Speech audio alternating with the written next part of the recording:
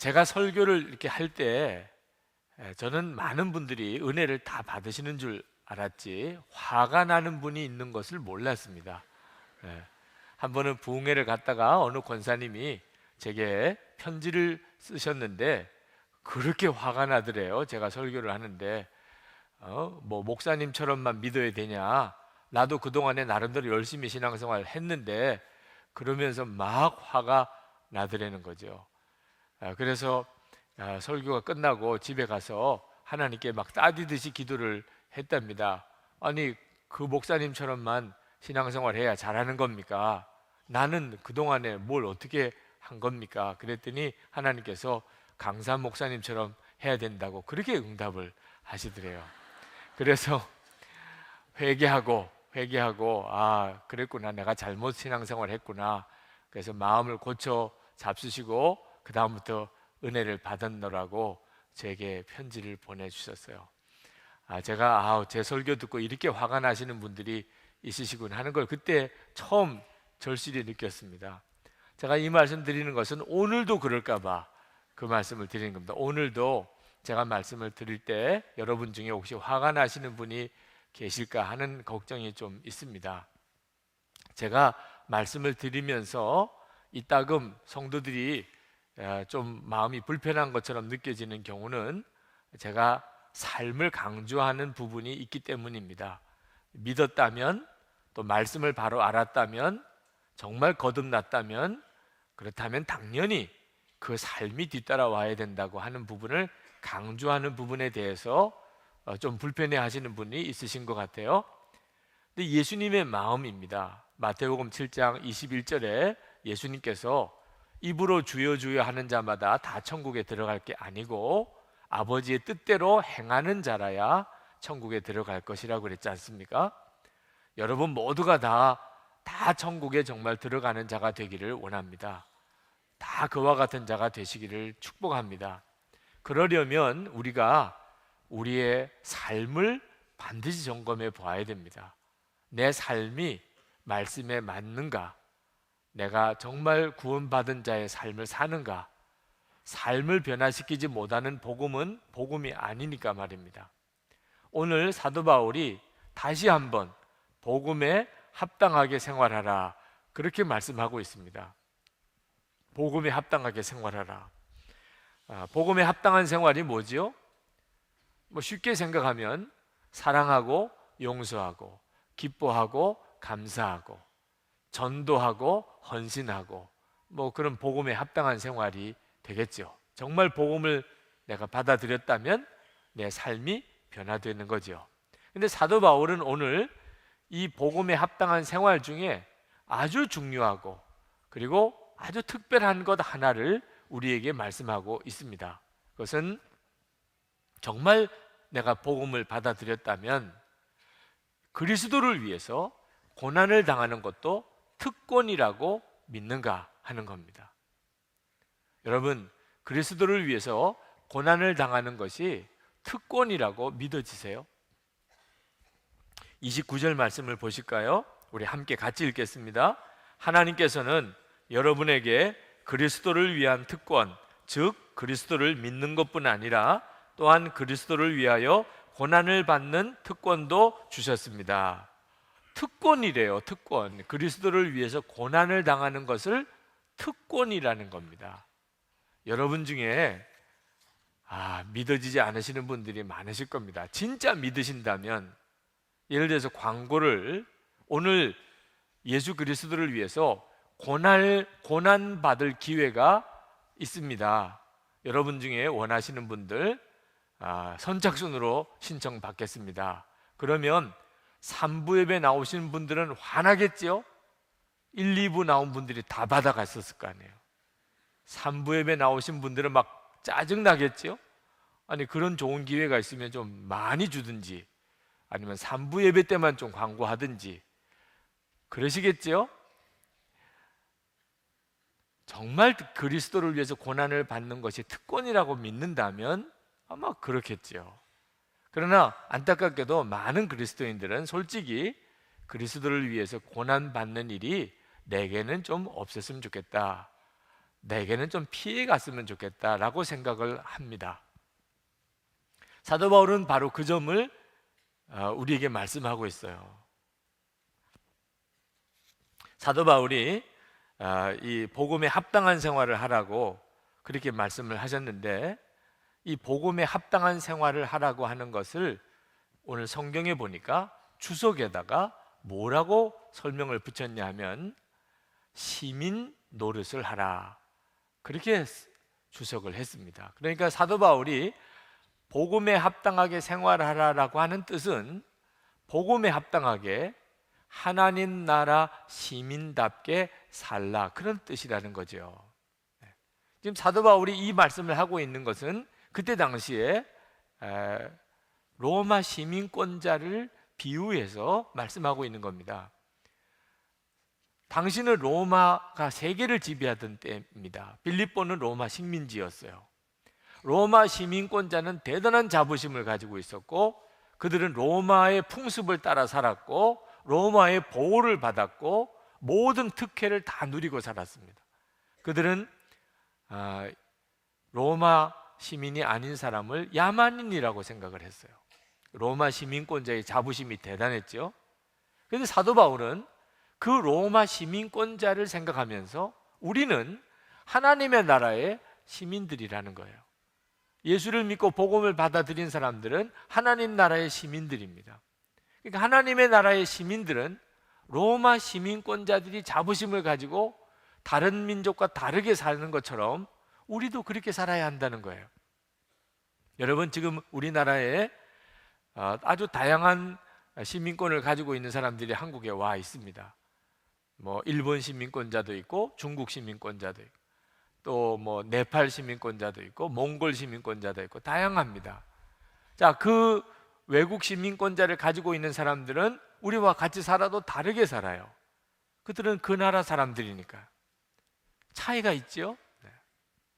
우리는 이 세상에 살지만 하나님 나라의 시민들입니다. 그러니까 우리는 당연히 이 세상 사람과 다르게 살아요. 그런데 사도 바울은 이 시민권을 가지고 있을 때 권리도 있지만 의무도 있다는 것에 대해서 말씀하고 있습니다. 이 권리나 의무가 다 특권이에요. 여러분, 대한민국 국민이 당연히 권리가 있죠. 그러나 대한민국 국민은 의무도 같이 가지고 있습니다.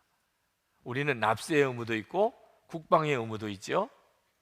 여러분, 우리가 일본이나 중국에 만약에 나라의 위기가 닥쳤을 때 우리가 그 나라에 가서 뭐 군인이 되어서 입대를 해서 그 나라를 위기 가운데서 지켜야 될 책임은 없습니다. 그러나 대한민국이 어려움을 당했다고 한다면 우리는 당연히 나라를 지키기 위해서 나가게 되죠. 아무리 어려워도 시민권자니까 그렇습니다.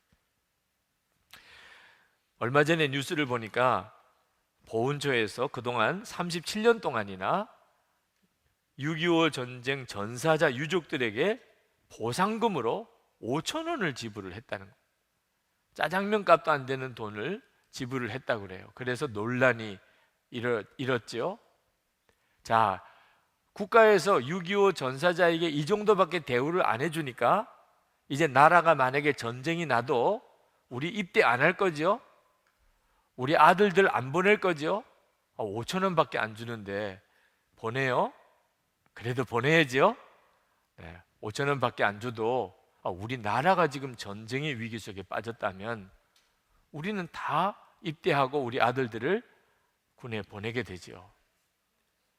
그게 바로 시민권을 가지고 있는 사람의 의무이지요. 하나님의 나라의 시민권도 똑같습니다. 여러분, 이 권리뿐만 아니고 의무도 특권인 거 아십니까? 외국 시민권자를 가진 사람이 우리나라 군대 입대를 못합니다. 아무리 우리나라를 지키고 싶다고 해도 외국인에게는 군에 입대할 그런 자격을 주지 않습니다. 하나님의 나라도 마찬가지예요. 하나님의 나라도 아무에게나 하나님의 나라를 위해서 고난당할 기회를 주지 않습니다. 하나님께서 하나님 나라 시민들에게만 하나님의 나라를 위해서 고난당할 그런 기회를 주는 거죠. 권리도 의무도 다 특권인 것입니다. 하나님 나라 시민이기 때문에 감당하는 거예요. 그래서 사도 바울이 빌립보 교인들에게 예수를 믿고 구원받은 은혜만 누리지 않고 복음을 위해서 싸우는 모습을 보고 싶다고 사도 바울은 그렇게 편지를 했습니다. 사도 바울은 정말 빌립보 교인들이 하나님 나라 시민이라면 그들은 은혜만 받고 구원만 받는 게 아니고 복음을 위해서도 싸울 것이라고 생각을 했습니다. 27절에 보면 복음의 신앙을 위하여 함께 싸우며 그랬죠. 그리고 또 그랬다는 것을 들었어요. 빌립보 교인들은 복음을 위해서 싸우는 사람이라는 사실을 전해 들었습니다. 대단히 기뻤어요. 30절에 여러분은 내가 하는 것과 똑같은 투쟁을 벌이고 있습니다. 사도 바울은 이처럼 우리가 복음을 위해서, 그리스도를 위해서 고난도 특권이라고 여기려면 두려움이 없어져야 된다는 것을 알았어요. 만약에 두려움이 있다면 고난을 어떻게 특권이라고 생각할 수 있겠습니까? 여러분들이 처음에 그리스도를 위해서 고난당하는 것이 특권이라고 믿습니까? 라고 했을 때 여러분들이 대답을 선뜻 못했던 이유는 두려움 때문이죠. 고난을 당한다는 두려움 때문에. 어떻게 고난 당하는 것에서 두려움이 없을 수 있을까요? 사도 바울은 그 점에 대해서 말씀하고 있습니다. 28절에 어떤 일에서도 대적하는 자들을 두려워하지 않는다는 소식이 나에게 들려오기를 바랍니다. 사도 바울은 한번 뒤집어 생각해 보라는 겁니다. 우리가 예수를 믿는다는 거 하나 때문에 세상에서 어려움을 당할 때가 있습니다. 가정에서도 직장에서도 불이익을 당하고 사람들이 싫어하고 또 우리를 따돌릴 수가 있지요. 자, 이런 일을 겪을 때 두렵지요.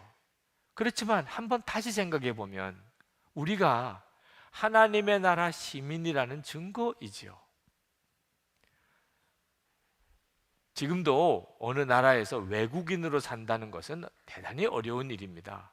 그렇죠? 뭐 여행을 잠깐 하는 건 몰라도 외국인으로서 그 나라에서 살아야 된다면 여러 가지 불이익이 있고 또 어려움이 많습니다. 자, 사도 바울 당시는 더 말할 것도 없었어요. 외국인으로 산다는 것은 당시에 대단히 어려운 일이었어요. 하나님의 나라의 시민이 이 세상에서는 외국인이고 나그네입니다. 그러니까 당연히 어려움을 겪는 거예요. 우리는 하나님의 나라의 시민이니까 이 세상 나라에서는 아주 따돌림을 당하는 존재가 되지요.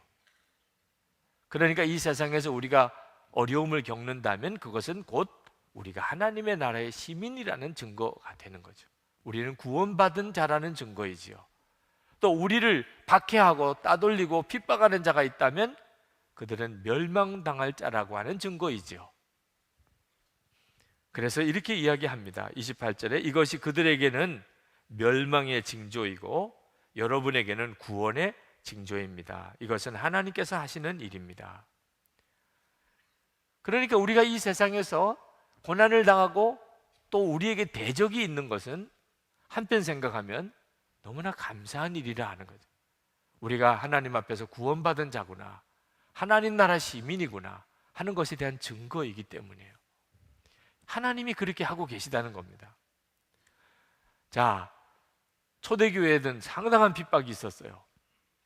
그들은 예수를 믿고 구원을 받았지만 고난도 당해야 된다는 분명한 각오가 있었습니다. 그래야만 예수를 믿을 수가 있었어요.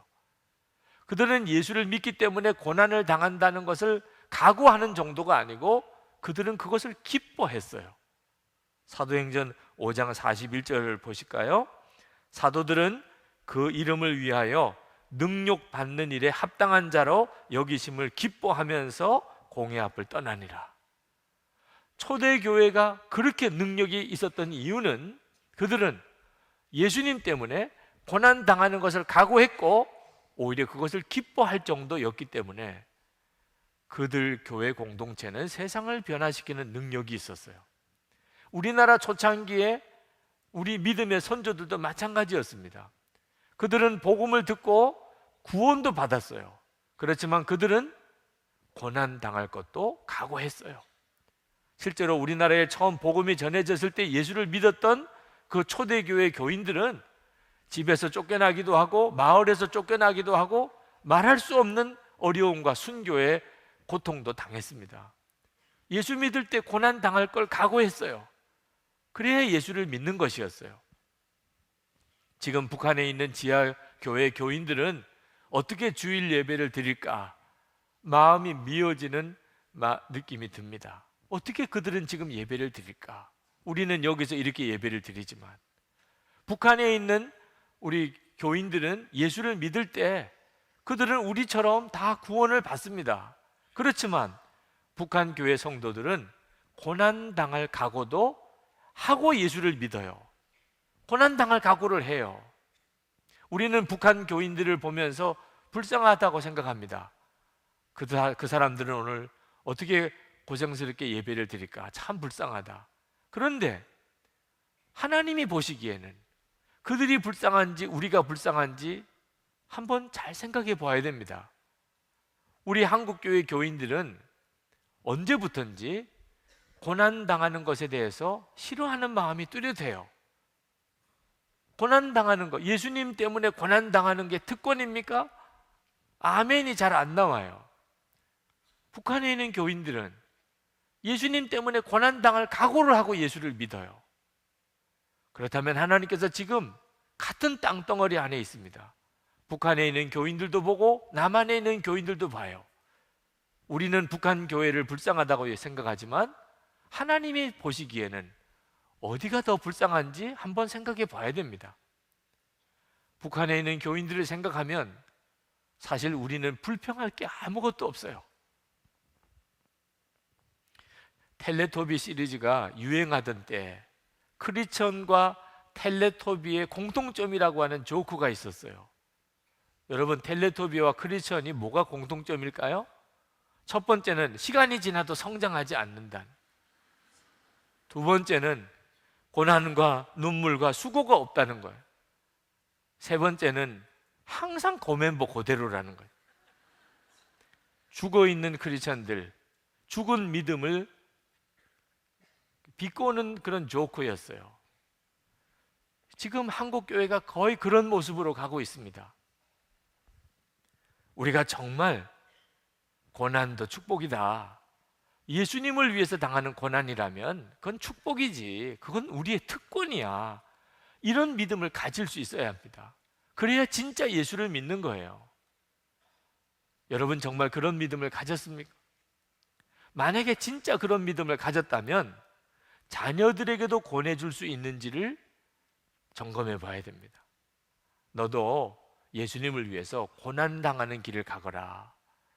여러분이 그렇게 권해줄 수 있다면 여러분은 진짜 그리스도를 위해서 고난받는 것이 축복이라고 특권이라고 믿고 있는 사람이고, 만약에 여러분이 예수를 위해서 고난당하는 것도 축복이겠지, 그런데 내 자녀들에게는 권해주기는 좀 그래, 우리 아이들은 편안하게 잘 살고 싶어, 이런 마음을 가지고 있다면 여러분은 거짓 믿음을 가지고 있는 것이에요.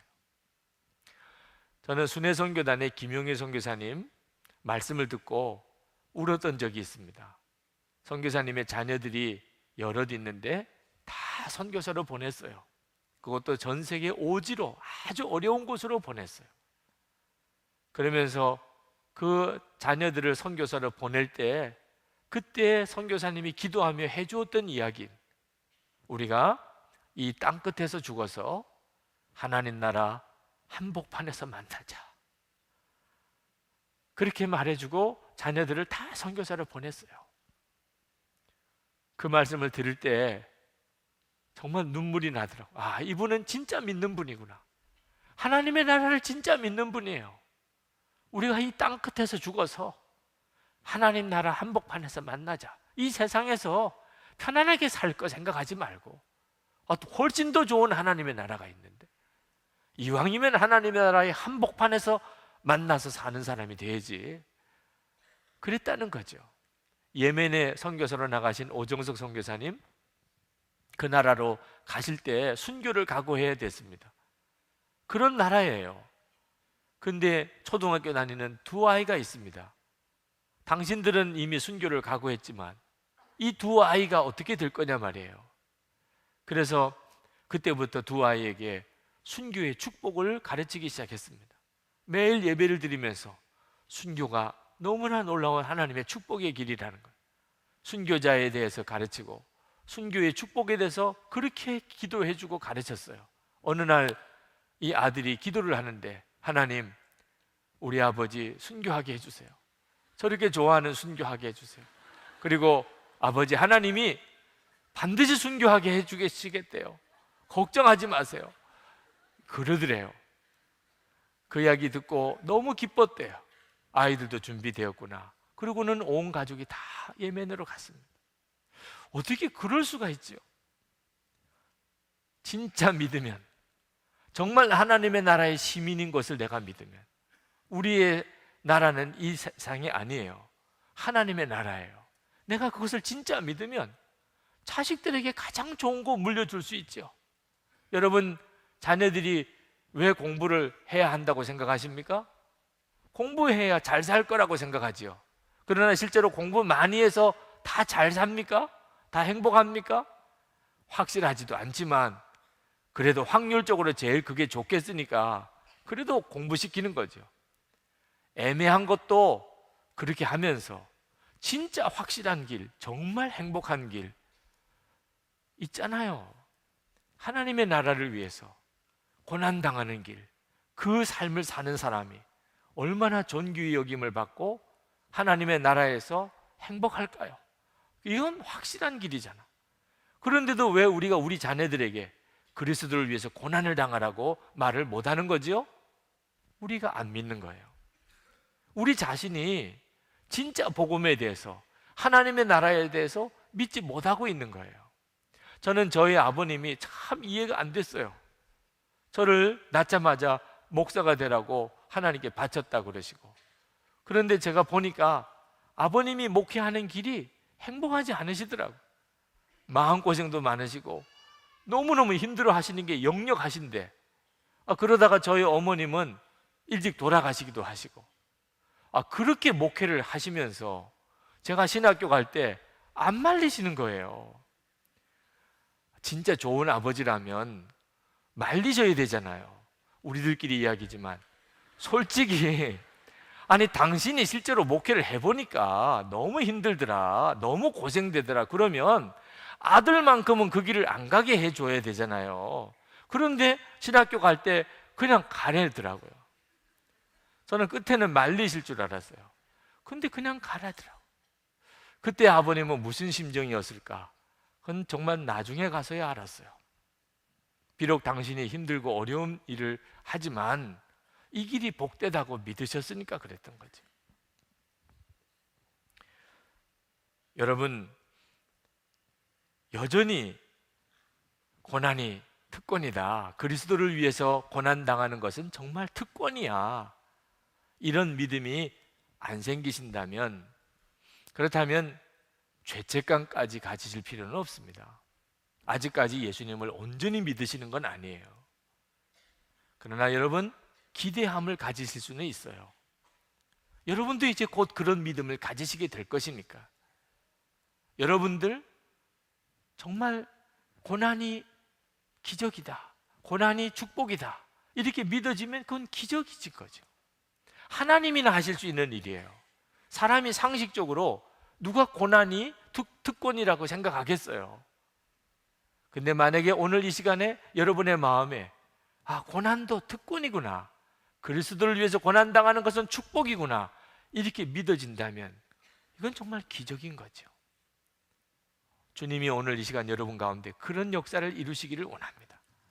처음에 말씀을 들을 때는 그리스도를 위한 고난이라 하더라도 나는 그런 길을 가는 것은 싫어, 이런 마음이었다 하더라도 이제 기도할 때 주여 저에게 그리스도를 위해서 고난당하는 그 놀라운 길로 나를 인도하시고 내 눈을 열어서 그 축복을 보게 해달라고, 이런 기도가 여러분 안에 나오기를 원합니다.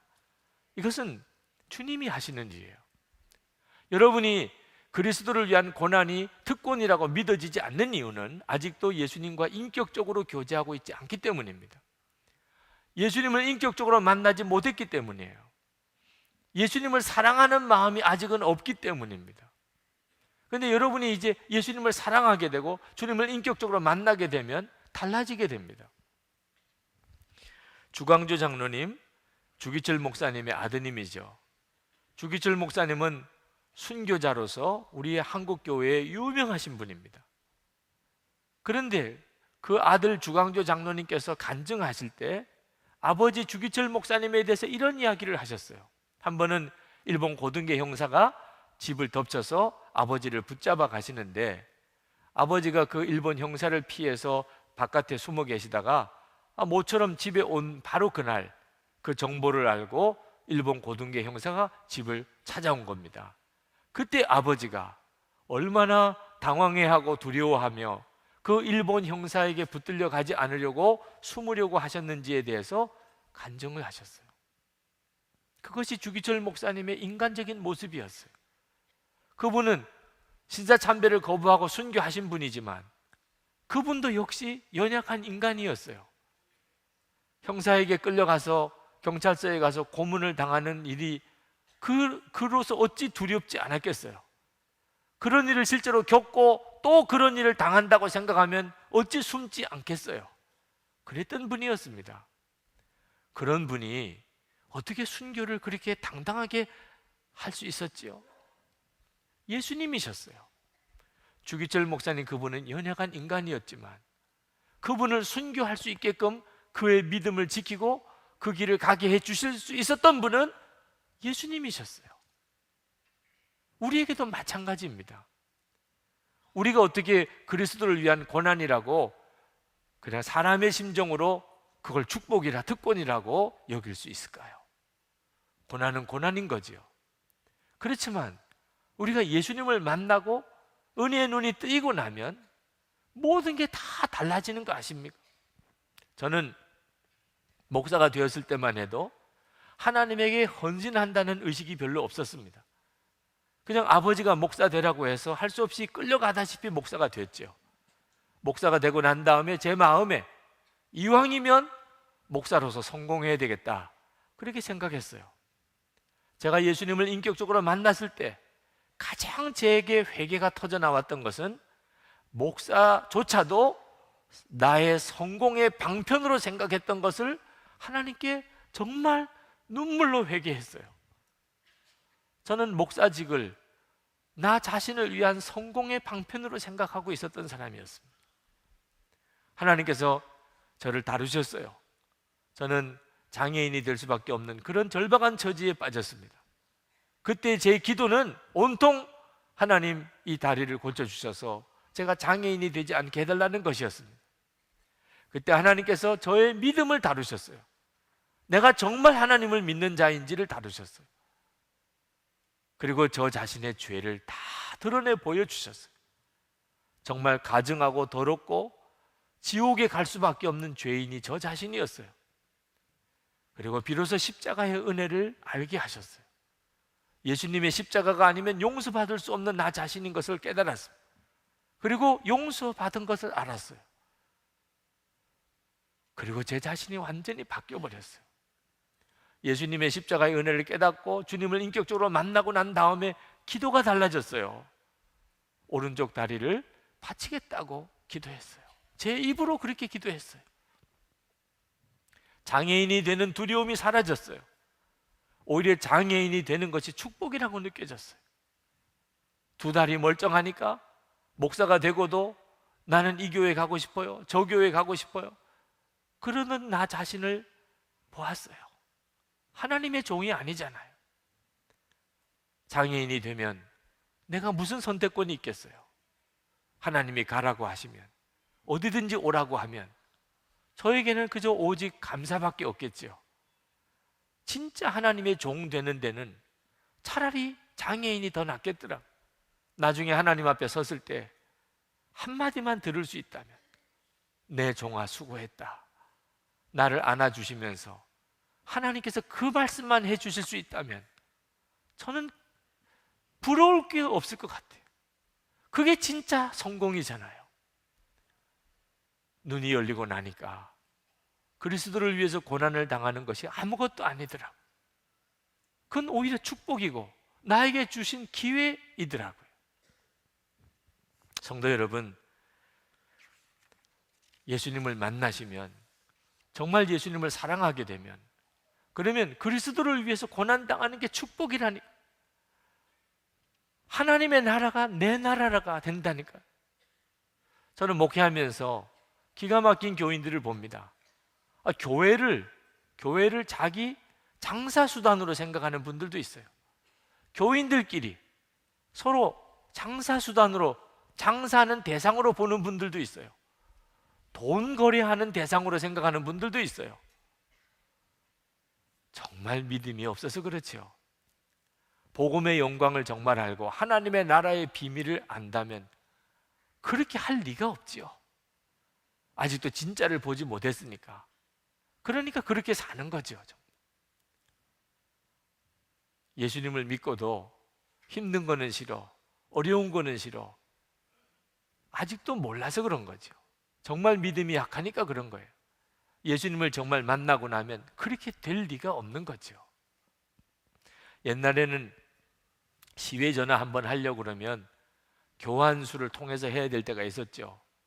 그때 시외 전화, 먼 곳에 전화하려면 정말 감도 떨어지고 통화도 제대로 하기가 어려웠던 때, 어느 목사님이 시골교회 부흥회를 인도하러 가기로 했는데 그 교회 사무원이 부흥회 주제를 알려달라고 전화를 했어요.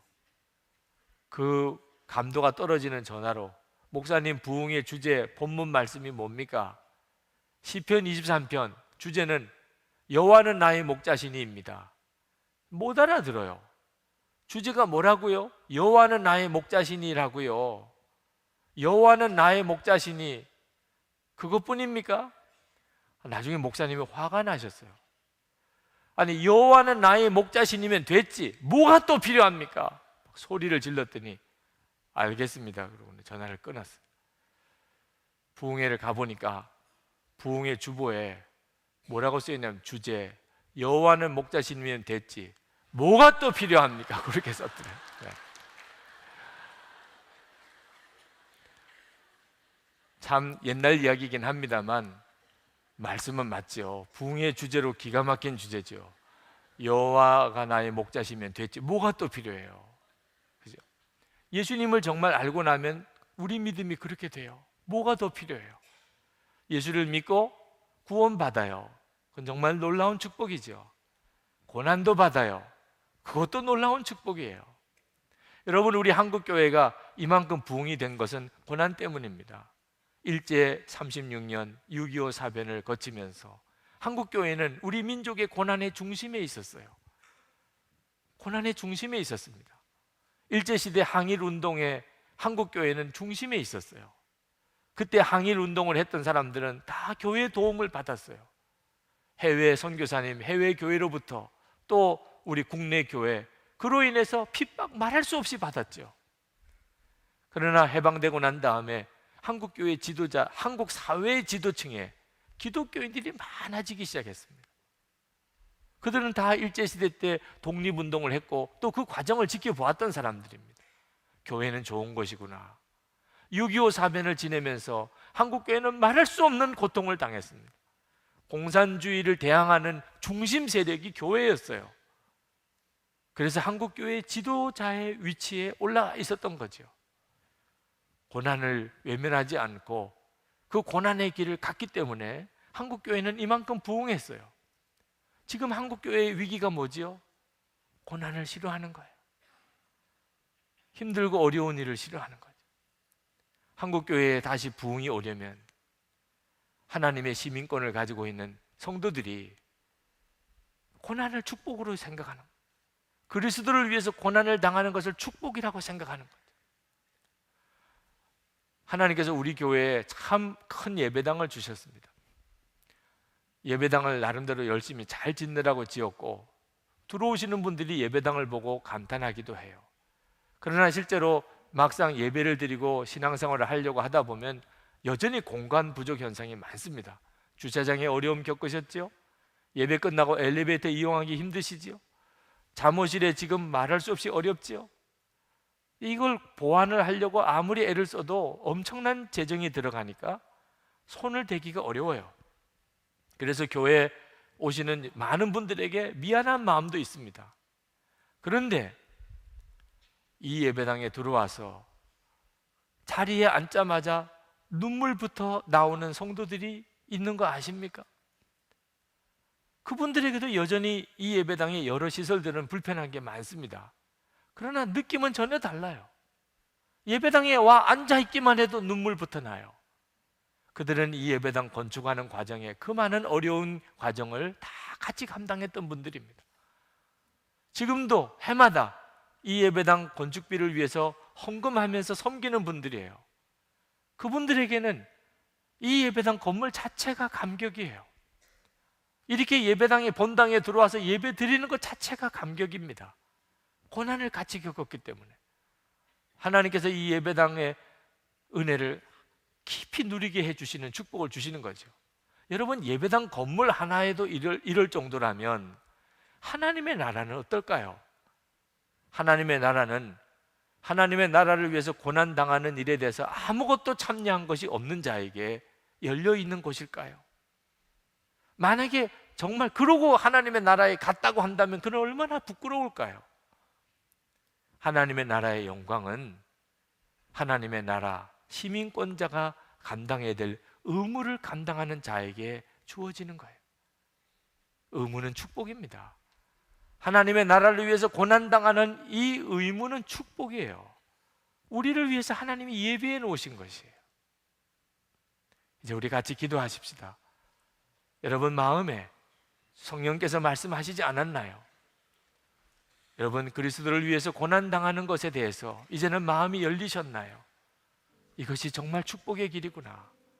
나는 예수 믿고 구원받는 그런 축복만 생각했지, 하나님의 나라를 위해서 하나님 나라의 시민권자로서 내가 감당해야 될 의무에 대해서는 생각하지 못했었구나. 그렇다면 이 시간 기도하세요. 주님, 제가 뭘 해야 합니까? 주님, 제게는 뭘 기대하십니까? 제가 감당해야 될 그리스도의 고난이 무엇입니까? 주님께 물으세요. 주님이 반드시 말씀해 주실 것입니다. 그리고 여러분들을 하나님 나라의 그 놀라운 영광을 보게 해 주실 것입니다. 통성으로 기도하겠습니다. 은혜와 사랑이 많으신 하나님, 놀라우신 하나님의 은혜를 감사합니다. 역사하신 주님, 주님을 찬양합니다. 오늘 이 시간에 사랑하는 모든 성도들에게 주님이 역사해 주셔서 주여 마음의 깊은 곳까지 주님 임하여 주셔서 하나님, 우리가 고난을 피하여 도망가는 자가 아니요 하나님 그리스도를 위한 고난이 우리에게 특권인 것을 믿고 나아가기를 원합니다. 하나님, 우리가 이 일로 한 마음이 되게 해주셔서 우리가 온전히 하나가 되어 하나님의 나라를 위해서 섬기게 해 주옵소서. 하나님, 교회를 통하여 세상이 변화되는 역사를 주시고 성도들을 통하여 하나님 거룩한 백성들을 이 땅에 보여주시옵소서. 하나님, 이 민족을 통일시켜 주시고 하나님 세계 열방의 주의 복음이 놀랍게 증거되게 해주시되 성도들의 삶을 통하여 하나님의 살아계심과 하나님 나라의 영광을 보여주시옵소서. 아버지 하나님, 오늘도 사랑하는 성도들의 마음의 깊은 곳에 주님이 함께해 주소서. 주여 역사하소서. 주님 다스려 주소서. 주님 축복해 주소서. 주님 감사합니다. 놀라우신 주님 찬양합니다. 은혜와 사랑이 많으신 하나님, 오늘 저희들이 주님 앞에 다 모였습니다.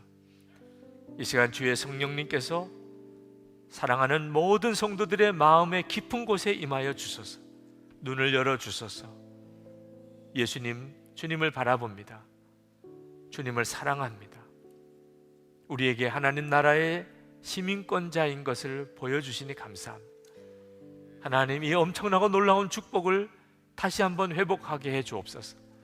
우리가 예수 그리스도로 인하여 받은 특권, 구원의 특권도 주여 받았지만 그리스도를 위해서 고난당하는 특권도 받았습니다. 우리가 예수님을 믿을 때 고난도 당할 것을 함께 믿습니다. 주님, 이것이 우리의 기쁨입니다. 하나님, 이 땅에 사는 동안 하나님의 나라를 위해서 우리가 고난당할 일이 있으면 기쁘게 당하기를 원합니다. 우리가 당해야 될 몫이 있다면 주님, 우리가 당당하게 이 일을 당하기를 원합니다. 이 땅에 한국교회에 새 부흥을 주시는 하나님, 교회를 통하여 그 일을 이루시옵소서. 하나님의 나라의 영광을 드러내는 교회들과 성도들을 세워 이 땅을 변화시켜 주소서. 이 땅에 새 부흥을 주소서. 하나님, 성도들의 가정과 기업에도 하나님 복을 주소서. 축복의 통로로 온전히 써주소서. 오늘도 하나님께 나와 예배하고 찬양하고 기도하고 감사하고 정성껏 예물을 준비한 성도들을 또한 주님께 올려드립니다. 하나님, 깊은 은혜로 축복해 주소서. 마음의 깊은 곳까지 주님 만나 주소서. 우리 주님의 놀라운 사랑을 경험하게 해 주옵소서. 십자가의 길, 순교자의 삶을 당당히 살아나갈 수 있는 그 은혜의 눈을 함께 열어 주시옵소서.